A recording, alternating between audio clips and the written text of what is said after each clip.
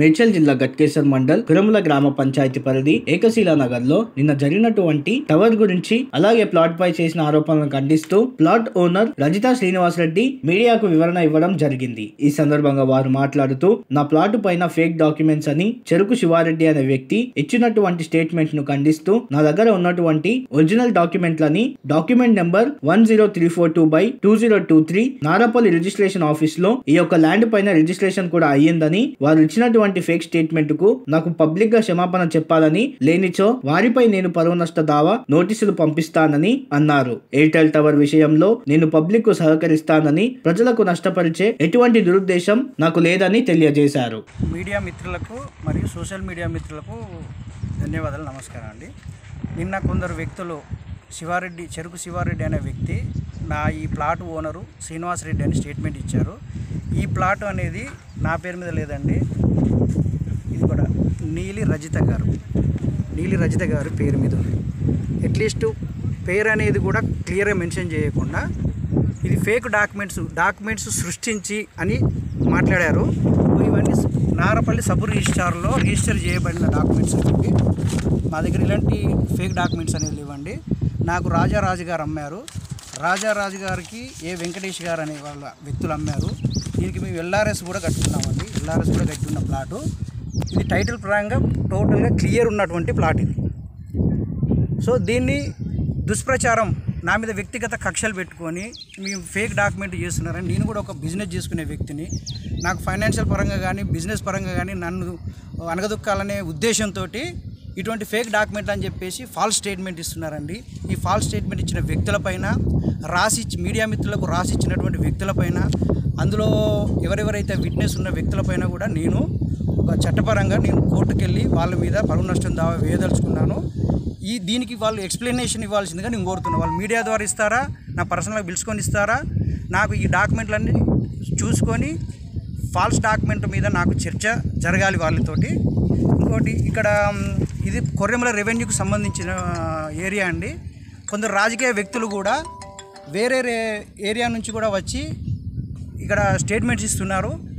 దూరం ఇక్కడ near by ఇల్లు లేని వారు కూడా నాకు మీ టవర్ వాళ్ళు మిత్రులు వచ్చి ఇప్పుడు టెక్నాలజీ అభివృద్ధి చెందిందండి, పబ్లిక్ ఎటువంటిది రేడియేషన్ కానీ ఏది ఉండదండి, ఆరోగ్యానికి సంబంధించిన ఇవన్నీ మీ ప్రికాషన్స్ తీసుకున్నామని నాకు వాళ్ళు చెప్పిన తర్వాతనే నేను వాళ్ళకి అగ్రిమెంట్ ఇవ్వడం జరిగింది. వాళ్ళు వచ్చిన తర్వాత వీళ్ళు అబ్జెక్షన్ చెప్పారు. మరి అబ్జెక్షన్ చెప్పినప్పుడు నాతో కూడా వీళ్ళు అడిగితే ఏమన్నా అయితే అగ్రిమెంట్ ఇచ్చాను, మీరు ఏదైనా ఫైట్ చేసి వాళ్ళను ఇక్కడి నుంచి పంపించే ప్రయత్నం చేయండి, నాకంటే ఎలాంటి అబ్జెక్షన్ లేదని కూడా నేను వాళ్ళతో క్లియర్గా చెప్పాను. సో వాళ్ళు సైలెంట్గా ఉండిపోయారు. వీళ్ళు కోర్టు నుంచి ఇంజెక్షన్ ఆర్డర్ తెచ్చుకొని పోలీస్ ప్రొటెక్షన్తో వచ్చి వాళ్ళు చేసుకుంటున్నారండి. నాకు కూడా నా ఇంటి దగ్గరికి సిగ్నల్స్ రావట్లేదని చెప్పేసి నేను వాళ్ళ కస్టమర్ కేర్ కాల్ చేస్తేనే వాళ్ళు వచ్చి, సార్ ఇక్కడ ఒక టవర్ అవసరం ఉంటుంది, మాకు ఏదైనా జాగా చూపించారంటే నేను చూపించాను. వాళ్ళు నాకు కావాల్సింది సిగ్నల్ నాకు పర్ఫెక్ట్ ఉండాలనే ఉద్దేశం చేశాను, కానీ పబ్లిక్కి ఎటువంటి ఇబ్బంది కలగాలనే ఉద్దేశం నాకు లేదు. దయచేసి మీరు అందరూ అర్థం చేసుకొని నా మీద బురద జల్లే ప్రయత్నం, ఏంటంటే ఈ డాక్యుమెంట్ సృష్టించి అనే వాయిస్ ఇచ్చారు కాబట్టి నాకు దీనికి మీరున్న ఎంతమంది అయితే పేపర్లో ఎన్ని రకాలుగా మీరు ఎంతమంది పేరు అవుతున్నదో వాళ్ళందరూ కూడా నాకు ఎక్స్ప్లెనేషన్ చేయాల్సి వస్తుంది. వాళ్ళందరికీ కూడా నేను నోటీసులు పంపించదలుచుకున్నాను. ఎవరైనా నాకు ఎక్స్ప్లెనేషన్ ఇవ్వకుండా, నాకు క్షమాపణ అనేది చెప్పకుండా ఉంటే కనుక వాళ్ళకి నేను కోర్టు నుంచి పరువు నష్టం దావా వేయదలుచుకున్నాను. ఎందుకంటే నేను ఒక రిప్యుటేషన్గా బ్రతికే వ్యక్తిని, నేను కూడా ఒక బిజినెస్లో ఉన్నాను. నా బిజినెస్ దెబ్బతీసే ఉద్దేశంతో వ్యక్తిగత కక్షలే కేవలం తప్ప ఇది, కానీ ఉద్దేశపూర్వకం. శివారెడ్డి అనే వ్యక్తి ఇల్లు దాదాపుగా కిలోమీటర్ దూరంలో ఉంది టవర్కి, అతనికి ఎటువంటి సంబంధం లేదు. మరియు ఇక్కడ మేఘరాజు అనే వ్యక్తి అన్నారు, మేఘరాజు అనే వ్యక్తికి ఇక్కడ ఎటువంటి ఇల్లు కూడా లేదు. ఆయన నాలెడ్జ్ ఉండి మాట్లాడు, ఓకే పెద్దవాళ్ళకి ఏదైనా ఉంటే ఏదైనా డాక్టర్ సర్టిఫికేట్ తీసుకురండి. టవర్ వల్ల ఏదైనా ఇబ్బంది ఉన్నది పెద్దవారికి కానీ పిల్లలకు కానీ ఎవరికైనా ఇబ్బంది ఉన్న ఒక డాక్టర్ సర్టిఫికేట్ తోటి మనం కూడా ప్రూఫ్ చేస్తే వాళ్ళు తీసేయచ్చు, అందరం తీసేయచ్చు. పబ్లిక్ నష్టం జరుగుతుందని అంటే ఎవరైనా ప్రాణహానికి తలపెట్టాలని ఎవరు ఆలోచించారు. దీన్ని అంతా దృష్టిలో పెట్టుకొని నాకు మాత్రం ఎవరెవరైతే స్టేట్మెంట్ ఇచ్చారు వీళ్ళకు మీడియా మిత్రులకు రాసి ఇచ్చినటువంటి వ్యక్తి దస్తూరి ప్రదీప్ రెడ్డి అన్న ఎవరు మీకు రాసిచ్చిన వ్యక్తి ఎవరో అతను కూడా వచ్చి నాకు డాక్యుమెంట్ గురించి మాట్లాడి టవర్ గురించి నేను మీకే సపోర్ట్. మీరు బేకరీకి వెళ్ళాలని అనుకుంటున్నారా? అయితే విచ్చేసేయండి సన్నీ సైడ్ బేకర్స్, మేడ్చల్ జిల్లా Pocharam municipality Narapally Koramula main road వద్ద శ్రీకాంత్ రెడ్డి ఆధ్వర్యంలో సన్నీసైడ్ బేకర్స్ ప్రారంభోత్సవం చేయడం జరిగింది. ఇక్కడ అన్ని రకాల ఫుడ్ ఐటమ్స్ లభిస్తాయి. వీళ్ళ ప్రత్యేకత home made food items, students కి మరియు కాలేజ్ పిల్లలకి 15% డిస్కౌంట్. కేవలం ఐడి కార్డ్ చూపిస్తే చాలు. ప్రజల ఆరోగ్యం దృష్టిలో ఉంచుకొని నాణ్యతమైన ఫుడ్ ను వీరు అందిస్తున్నారు. బర్త్డే పార్టీస్ కూడా చేసుకోవచ్చు. అన్ని రకాల కేక్స్ కూడా వీళ్ళ దగ్గర లభిస్తాయి. 3 కిలోమీటర్ల వరకు ఫ్రీ హోమ్ డెలివరీ కూడా అందిస్తున్నారు. మరి ఇంకెందుకు ఆలస్యం, విచ్చేసేయండి సన్నీసైడ్ బేకర్స్. డోర్ డెలివరీ కోసం సంప్రదించవలసిన ఫోన్ నెంబర్ 9985575699.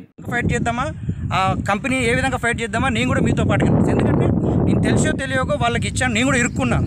ఇప్పుడు నేను పర్మిషన్ ఇచ్చిన వాడిని నేను కాదంటే నాకు ఆర్థికంగా నన్ను కూడా ఫైనాన్షియల్గా వాళ్ళు అన్నాను. నేను మీరు అబ్జెక్షన్ చెప్పిన వెంటనే వాళ్ళతో అంటే మేము ఇంత ఇన్వెస్ట్మెంట్ పెట్టాము, దాదాపు 15 లక్షలు ఇన్వెస్ట్మెంట్ పెట్టాము. ఇప్పుడు మీరు వద్దంటే మాత్రం 15 లక్షలు నన్ను బేర్ చేయమన్నారు. నేను 15 లక్షలు నేను బేర్ చేయలేను.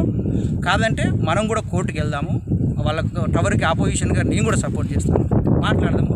పబ్లిక్ ఎటువంటి ఇబ్బంది జరుగుతుంది, స్థానికులకు సపోర్ట్ చేస్తారు మీరు? స్థానికులకే సపోర్ట్ చేస్తాను, కాలనీవాసులకు కానీ ఇక్కడ ఉన్న వాళ్ళకి సపోర్ట్ చేస్తాను. ఎందుకంటే నేను కూడా ఎక్కడో బయట 500 కిలోమీటర్ల దూరంలో ఉండలేను. నేను కూడా ఈ ఆపోజిట్లోనే ఉంటున్నాను. మీకు ఎంత ప్రాణ నష్టం జరుగుతుందో, ఆరోగ్య నష్టం జరుగుతుందో నాకు కూడా అదే విధంగా జరుగుతుంది. నా ఆరోగ్యాన్ని నేను తెలిసి చేసుకోలేదు. వాళ్ళకి ఇట్లా మీకు ఎవరైనా అసోసియేషన్ వాళ్ళు కానీ ఎవరైనా ఫోన్ చేశారా మీకు? అసోసియేషన్ వాళ్ళు నాకు స్టార్టింగ్లో మాట్లాడారు, కానీ మళ్ళీ ఈ మధ్యలో దాదాపుగా ఒక 2 months నుంచి నాతో ఎవరు మాట్లాడారు. ఎవరైనా వచ్చినా కూడా నేను కూడా వాళ్ళ సలహాలు నాకు ఇచ్చినా, నా సలహాలు వాళ్ళకి ఇచ్చినా నేను చేసుకుని నేను కూడా వాళ్ళతో పాటు ఎవరు ఇంతవరకు మీరు సపోర్ట్ చేయడానికి సిద్ధంగా ఉన్నారు? నేను సిద్ధంగా ఉన్నాను. వాళ్ళు వచ్చినా కూడా వాళ్ళతో పాటుగానే నేను వెళ్ళడానికి రెడీగా ఉన్నాను. నేను టవర్తో, ఎందుకంటే నేను ఇరుక్కపోయి ఉన్నాను కాబట్టి నేను ఫేస్ చేయలేను. అందరం కలిసి సమిష్టిగా ఏం చేయాలనుకుంటే నేను దానికి రెడీ. కానీ నా పైన చేసినటువంటి ఆరోపణలు ఏవైతే డాక్యుమెంట్, నాకు సబ్ రిజిస్ట్రార్ నారపల్లి సబ్ రిజిస్ట్రార్లో రిజిస్టర్ చేయనటువంటి డాక్యుమెంట్లు ఇవి, నేను తయారు చేసినటువంటి డాక్యుమెంట్లు కాదు. మీరు నాకు ప్రూఫ్ చేస్తే ఎవరు. ప్లాట్ నెంబర్ ఎంత సార్? 449. మళ్ళీ అందులోనూ 744 పార్ట్ అని సర్వే నెంబర్ చెప్పారు. ఇది 744 సర్వే నెంబర్ మాత్రమే. ఓకే, ఒకటే సర్వే నెంబర్ ఫేక్ 744 పార్ట్ అని చెప్పేసి నిన్న మీడియా మిత్రులు న్యూస్లో వచ్చింది. 744 survey number, 442 plot number. Okay, ఇది ఎటువంటి ఫేక్ డాక్యుమెంట్ కాదండి. ఒకటే రిజిస్టర్, ఒకటే నెంబరు, సింగిల్ సర్వే నెంబర్, ఒకటే plot number, single survey. Okay సరే సార్, ఇప్పుడు మీరు ఇదేదైతే అంటారు కదా, వాళ్ళకి మీరు ఏం చెప్పదలుచుకున్నారు? ఎవరికండి? మొన్న మీరు ఏదైతే ఆరోపణ చేస్తున్నారు కదా, ఆరోపణ చేసేవారు నా మీద ఫేక్ డాక్యుమెంట్ చేసినటువంటి వ్యక్తుల పైన నాకు మళ్ళీ బహిరంగంగా క్షమాపణ చెప్తే నేను ఊరుకుంటాను.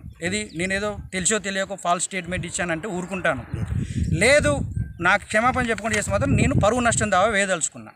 నా మీద ఎటువంటి ఆయనకు సలహాలు ఇచ్చిన వారి మీద, ఆయనకు సపోర్ట్ ఉన్న వాళ్ళ మీద నాకు విట్నెస్ కూడా కావాలి కదా. ఈ ఫేక్ డాక్యుమెంట్స్ అనేది విన్నది కూడా వాళ్ళే. మీడియా వాళ్ళని కూడా నేను విట్నెస్ చేయదలుచుకున్నాను. ఎందుకంటే వాళ్ళు ఏ విషయం అయితే చెప్పిండో అది కూడా మీకు క్లియర్గా మీరు నోట్ చేసుకుని, వాళ్ళే నోట్ చేసి ఇచ్చారు కాబట్టి మిమ్మల్ని కూడా విట్నెస్ కింద నేను చేయదలుచుకున్నానండి. కానీ నాకు మెయిన్ టవర్ గురించి మాత్రము నేను మీకు సపోర్టు, డాక్యుమెంట్ గురించి మాత్రము వ్యక్తిగత కక్షలమైన నన్ను పబ్లిక్లో నా యొక్క బిజినెస్ని కానీ నన్ను కానీ నా పబ్లిక్లో పరువు తీసే ఉద్దేశంతో వ్యక్తిగతంగా ఏం చెప్పలేను. వాళ్ళు ఎక్కడికి రమ్మన్నా ఈ ఫేక్ డాక్యుమెంట్ అని ప్రూవ్ చేసుకుంటే ఎక్కడికి రమ్మన్నా నేను రావడానికి సిద్ధంగా ఉన్నా. అదండి, దయచేసి నేను పబ్లిక్ ఎటువంటి హాని కలిగించే ఉద్దేశం నాకు లేదు.